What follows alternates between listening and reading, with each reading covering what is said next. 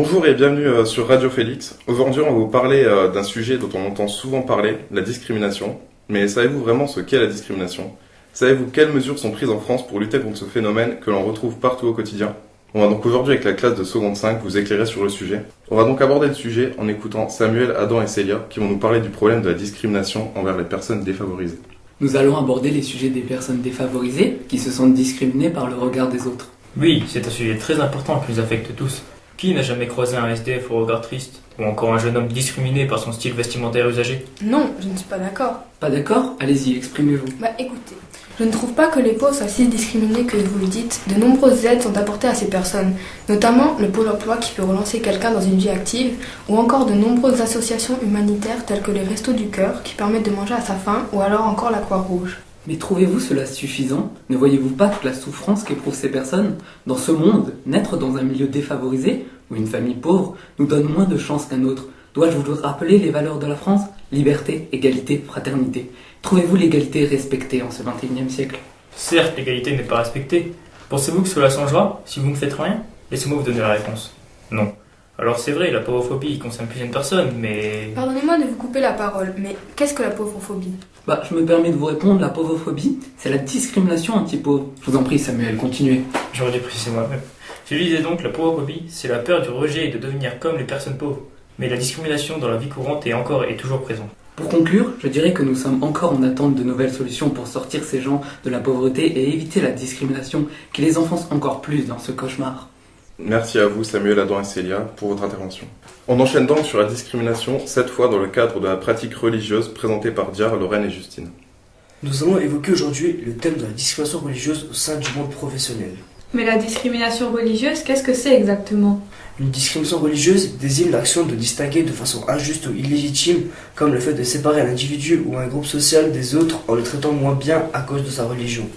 Nous avons justement ici avec nous Maïssa, une jeune femme de 31 ans de religion musulmane qui a elle-même vécu une discrimination religieuse dans le milieu professionnel.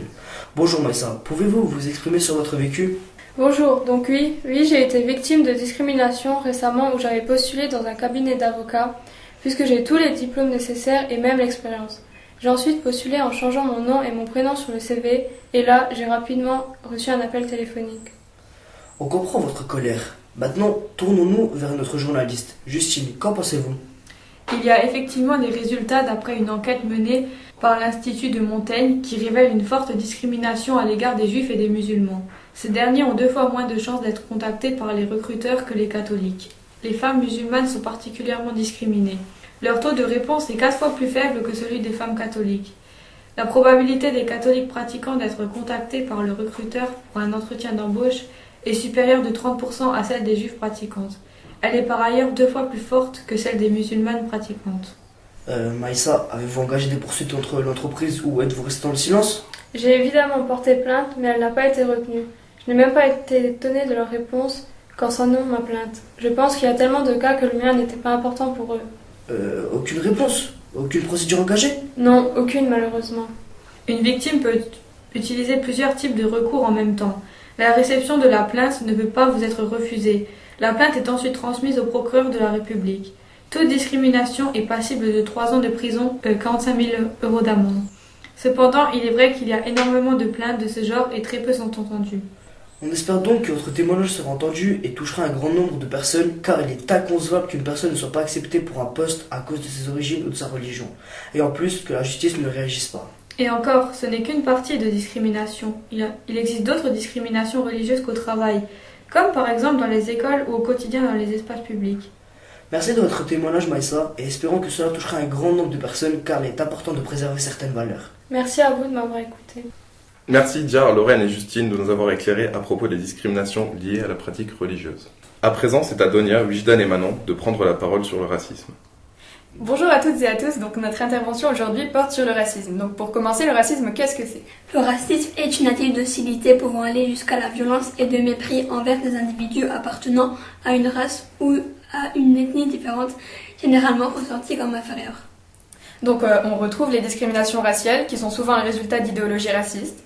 Constitue une discrimination raciale tout traitement défavorable d'une personne ou d'un groupe de personnes en raison de leur origine réelle ou supposée, leur appartenance ou non-appartenance à une ethnie, une nation, une race ou une religion déterminée. Exactement, la discrimination raciale est une atteinte au principe d'égalité, suivant lesquels les hommes naissent et demeurent libres et égaux en droit issus de l'article 1 des déclarations de droits de l'homme et des citoyens de 1789. Donc on tient à rappeler que la discrimination raciale est un comportement illégal, mais qui intervient en pratique dans tous les domaines de la vie quotidienne. Emploi, logement, accès aux loisirs, aux services publics, à l'éducation et ainsi qu'à la santé.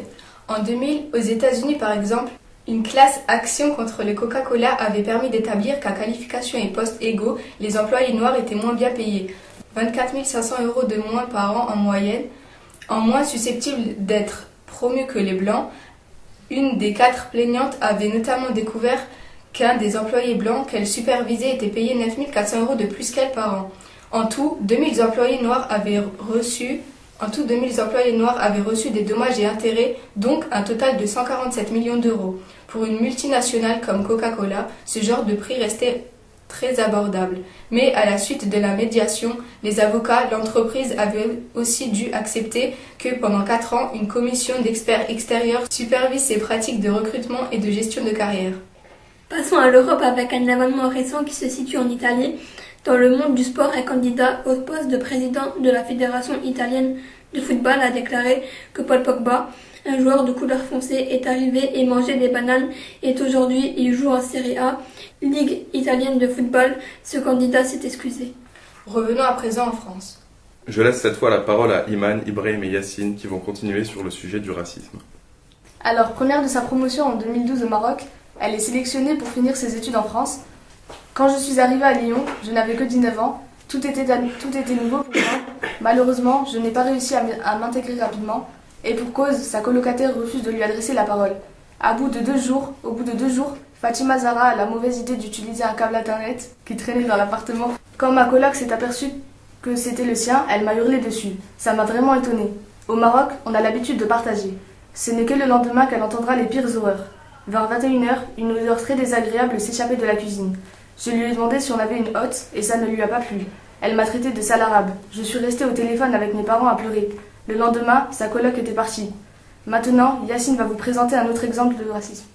Après une fracture au genou, pendant un match de football, ce jeune homme à la pommade s'est retrouvé à l'hôpital pour une opération.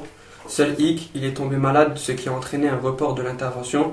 Pour rentrer chez lui, il n'a eu d'autre choix que d'appeler un taxi. Une dame blonde d'une 50aine d'années est venue jusqu'à l'hôpital et a entamé une discussion pendant le trajet, une situation qui a rapidement pris une drôle de tournure.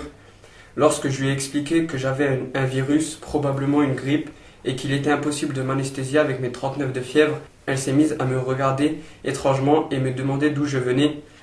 J'ai donc fait le rapprochement avec ma couleur de peau et lui ai expliqué que ma mère était née au Cameroun et mon père en France. Après quoi, la chauffeuse s'est mise à se plaindre.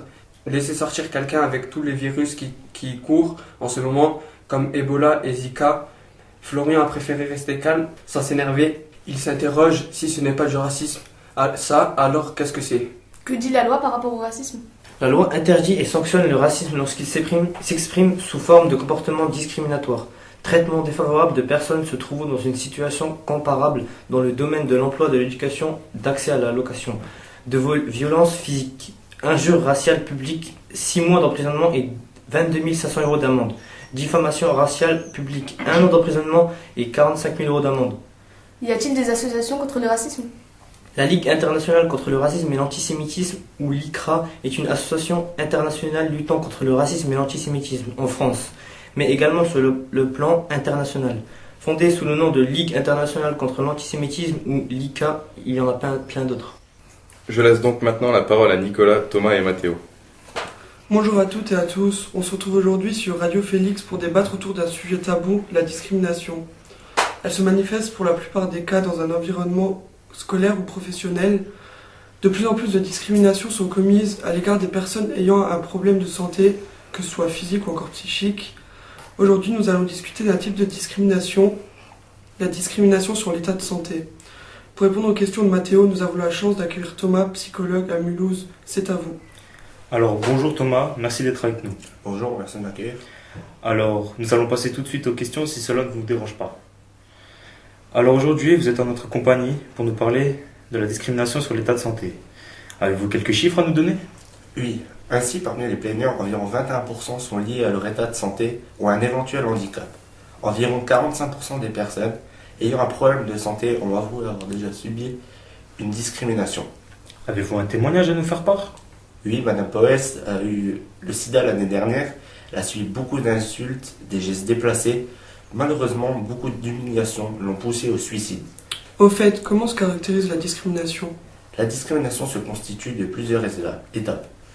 De mots déplacés et vulgaires pouvant aller jusqu'à des gestes, des humiliations.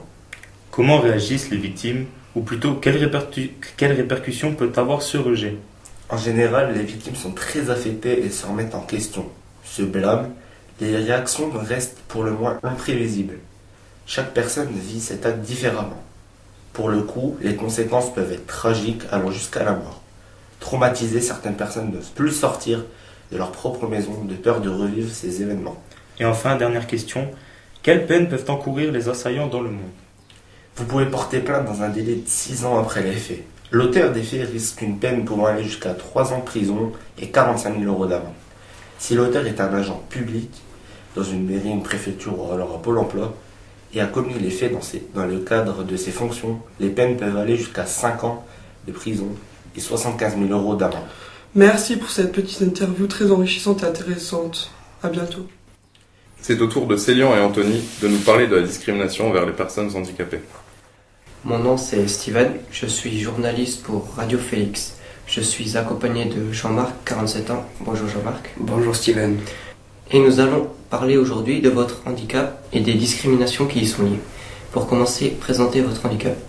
Alors, je suis tétraplégique depuis mes 8 ans, après m'être fait percuter par une voiture à pleine vitesse en allant à l'école élémentaire.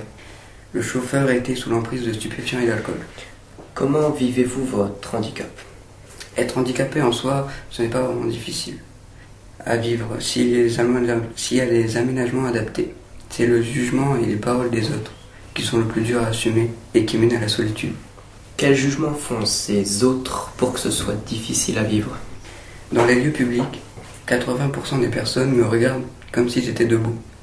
Les autres font un écart pour ne pas croiser mon regard. Le fauteuil tétanise.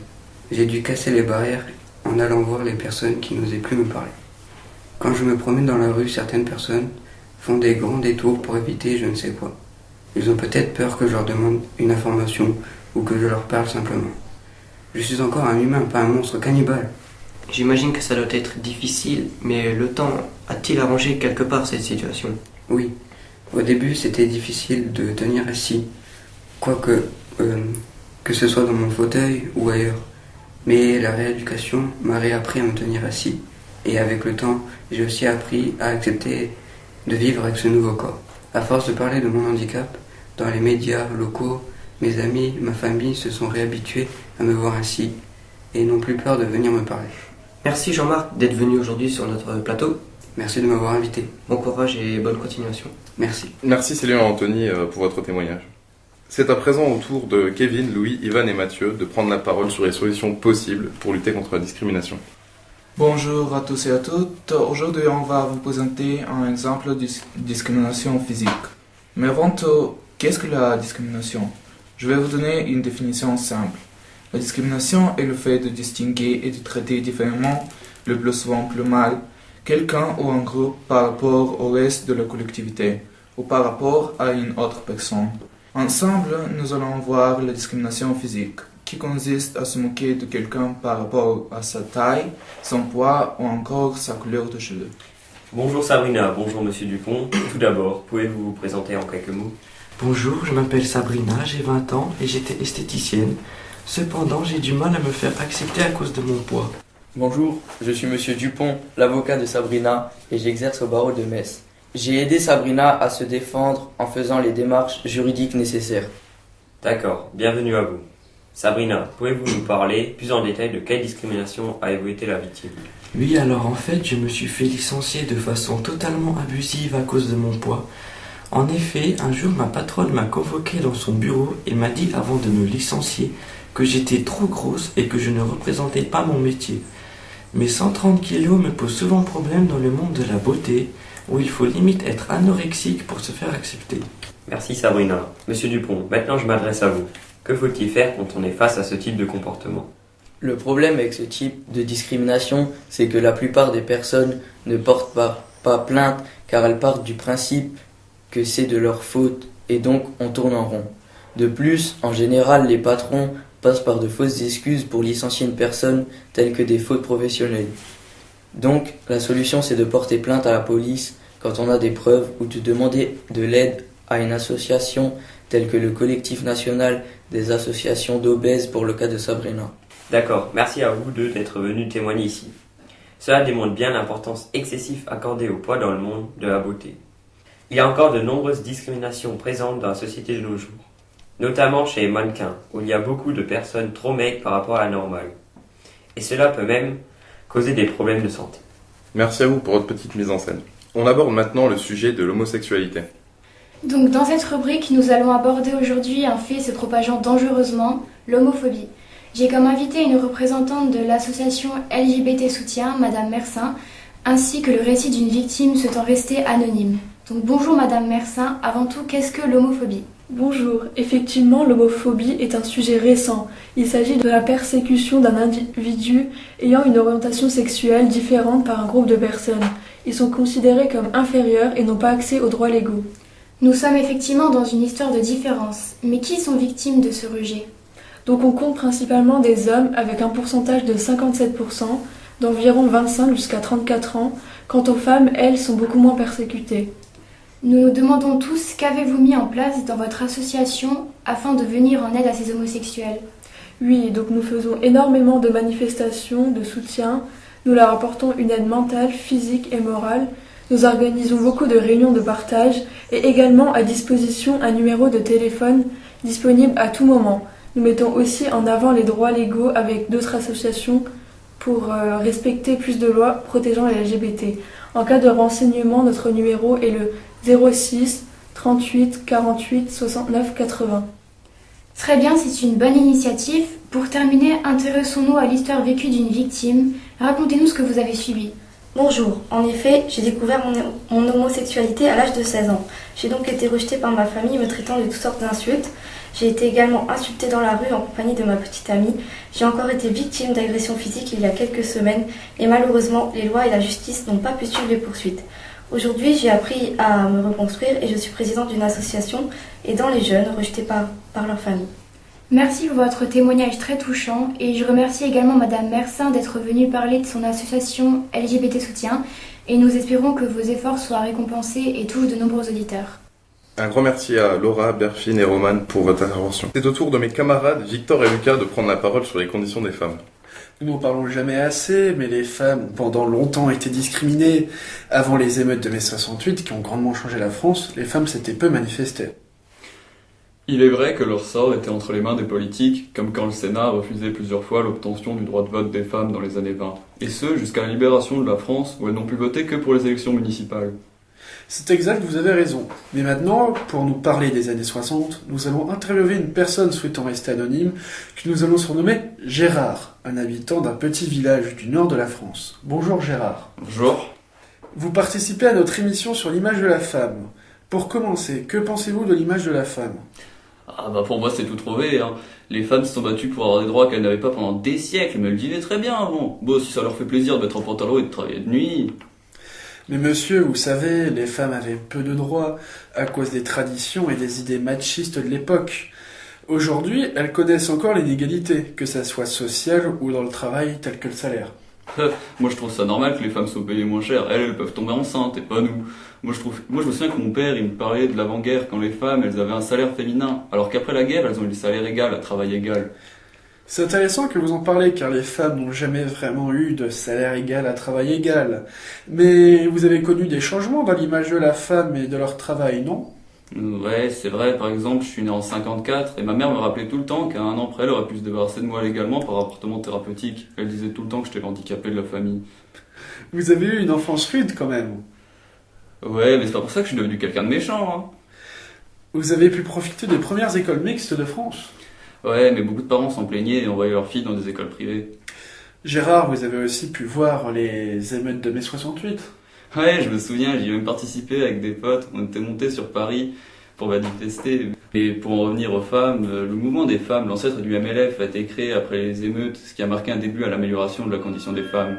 Merci pour votre intervention, Gérard. On a pu voir que les femmes n'ont eu des libertés que très tard en France. On a surtout pu voir qu'il y a toujours eu des personnes contre le changement. C'est vrai. Pour conclure, les libertés des femmes n'ont jamais été totalement accordées, même si elles se sont améliorées. Merci à vous, chers camarades. Pour finir, Margot, Alexiane et moi-même allons vous parler de la discrimination envers les hommes, dont on parle peu, contrairement au sexisme concernant les femmes. Les discriminations à raison du sexe peuvent être subies par des femmes, mais également par des hommes. Les hommes seraient les victimes d'une discrimination invisible. La misandrie est un trait de caractère qui se manifeste par un sentiment de mépris ou d'hostilité à l'égard des hommes. Il s'agit, comme son équivalent à l'égard des femmes, la misogynie, d'une forme de sexisme. La semaine dernière, nous avons assisté à une scène de discrimination dans un salon de coiffure à Paris. Écoutez ce que nous avons pu enregistrer. Bonjour. Bonjour mesdames, je termine la coupe de monsieur et je m'occupe de vous. Wow, super viril le mec. Ouais, c'est clair. Franchement, un gars coiffeur, ça fait un peu tapette quand même. C'est pas crédible, faudrait qu'on lui dise. Et quand je vois sa coupe, j'ai peur pour mes cheveux. Ouais. C'est bon, j'ai terminé, vous pouvez venir. Il a pris son temps, la tarlouse. Bon alors, je vous fais quoi? Appelle ta collègue, je veux pas être coiffée par une femme. Coupez-moi juste les pointes. Fais attention, je veux surtout pas que mes cheveux finissent comme les tiens.